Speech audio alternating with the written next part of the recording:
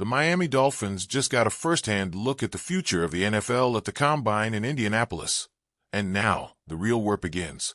The front office has to sift through the raw athleticism, the eye-popping numbers, the carefully rehearsed interview answers, and start putting together the blueprint for this roster. Because here's the reality. This team has gaps. Real, undeniable gaps that need to be addressed if they want to be anything more than a fun regular season team that fizzles out when it matters most. And one of those glaring holes? The offensive line. It's been a recurring issue, an Achilles heel, a problem that has haunted Miami for far too long. No matter who's been under center, no matter how explosive the skill positions have been, it always comes back to protection. Because without a stable line, everything else unravels.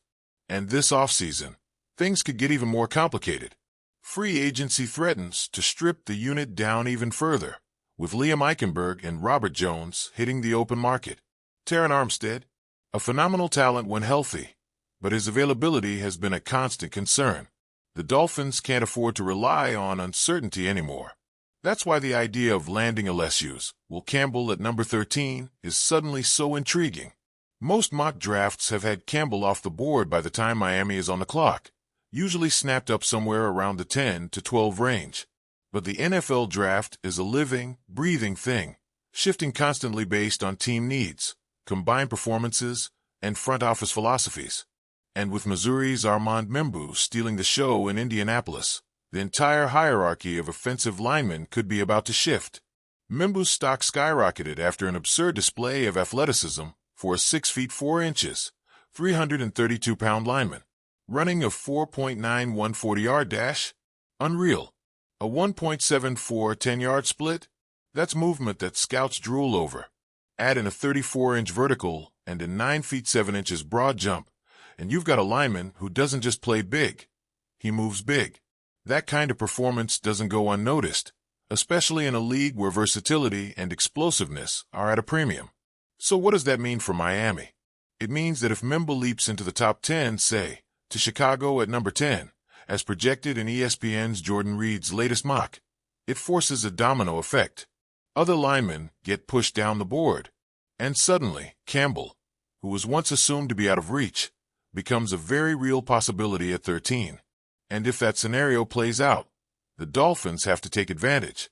Campbell isn't just a plug-and-play tackle, he's a technician. He's powerful, physical, and refined.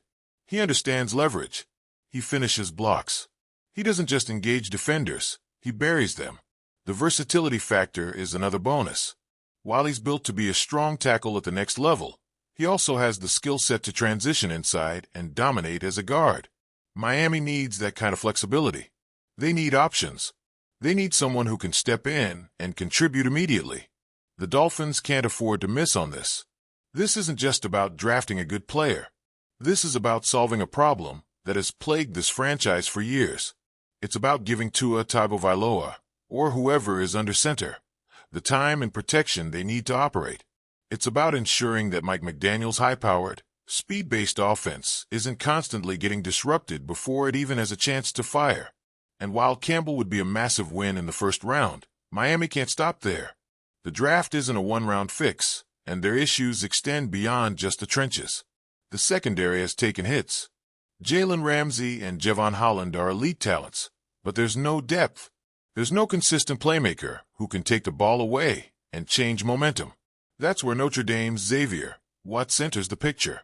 Watts is the definition of a ball hawk, 13 interceptions over the last 2 seasons. That's production that speaks for itself. He's got the instincts, the range, and the hands to make an immediate impact in a defense that desperately needs more playmakers.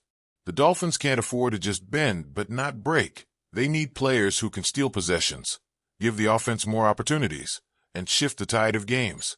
A draft haul that lands Campbell in the first round and Watts in the second? That's a home run. That's addressing needs with impact players. That's giving this team the reinforcements it needs to take another step forward.